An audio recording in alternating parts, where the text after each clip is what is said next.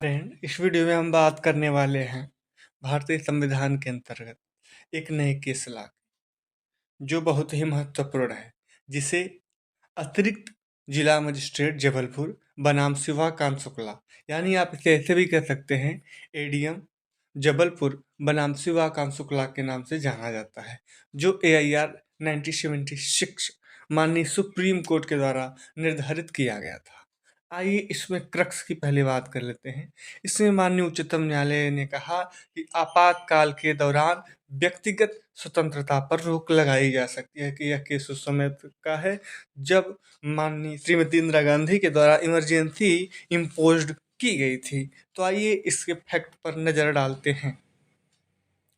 25 जून 1975 भारतीय संविधान के अनुच्छेद 352 कि क्लास 1 द्वारा प्रदान किए गए अपने अधिकारों के प्रयोग में राष्ट्रपति ने घोषणा की कि एक गंभीर आपातकाल था, जिसके तहत भारत की सुरक्षा को इन आंतरिक गड़बड़ियों द्वारा खतरा था, जिसे इंटरनल डिस्टर्बेंस के आधार पर इस इमरजेंसी को इम्पोज्ड किया गया था।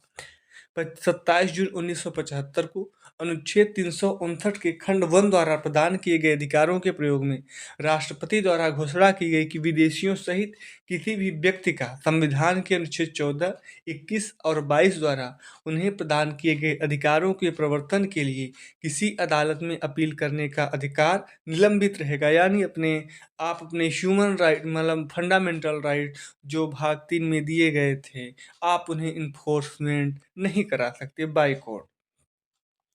8 जनवरी 1976 संविधान के अनुच्छेद 352 के तहत दिए गए अधिकारों का प्रयोग करके राष्ट्रपति ने एक अधिसूचना पारित की, जिसमें यह घोषणा की गई कि किसी भी व्यक्ति का संविधान के अनुच्छेद 19 के तहत उसे दिए गए अधिकार को लागू करने के लिए किसी भी अदालत में अपील करने का अधिकार निलंबित रहेगा। यानी कि माननीय राष्ट्रपति द्वारा यह घोषणा की गई कि आर्टिकल 19 के अंतर्गत जो व्यक्ति को फंडामेंटल राइट्स प्राप्त होते हैं, वो उसे वह किसी भी न्यायालय में इन्फोर्स नहीं करवा सकता।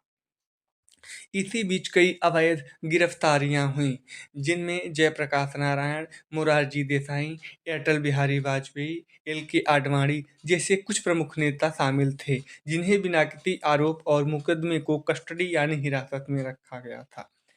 इसमें निर्णय क्या आया, निर्णय पर नजर डालते हैं हम।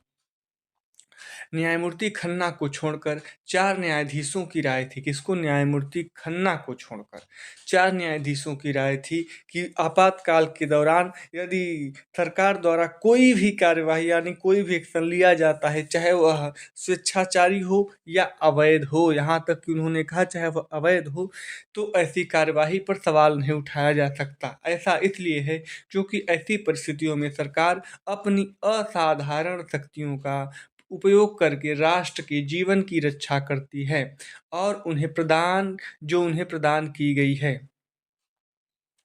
क्योंकि आपातकाल भी एक असाधारण कारक है, इसलिए चूंकि स्वतंत्रता कानून का एक उपहार है, उसे कानून द्वारा जब्त भी किया जा सकता है। अनुच्छेद 359 यानी 359 का क्लास 1 का पर्पज और उद्देश्य जो राष्ट्रपति के आदेश में उल्लिखित किसी भी मौलिक अधिकार के प्रवर्तन को रोकना था, उसे आपातकाल के दौरान निलंबित कर दिया जाना चाहिए। यहाँ तक कि आपराधिक प्रक्रिया संहिता के अनुच्छेद 451 के तहत हैबियस कॉर्पस के लिए भी आवेदन उच्च न्यायालय के समक्ष दायर नहीं किया जा सकता। असहमतिपूर्ण, इसमें असहमतिपूर्ण राय किसकी थी? राज्य को अनुच्छेद 21 की अनुपस्थिति में भी कानून के अधिकार के बिना किसी भी व्यक्ति को उसके जीवन और स्वतंत्रता से वंचित नहीं किया जा सकता। यह परस्पर विरोधी दृष्टिकोणों को संतुलित करने की दृष्टि से है। संविधान के निर्माताओं ने निवारक निरोध के लिए द्रुतगामी प्रावधान किए और साथ ही उन अधिकारों के दुरुपयोगों को रोकने के लिए और उन प्रावधानों की कठोरता को कम करने के लिए सुरक्षा समाविष्ट की। यहाँ पर न्यायमूर्ति खन्ना ने अपना डिसेंट ओपिनियन दिया था।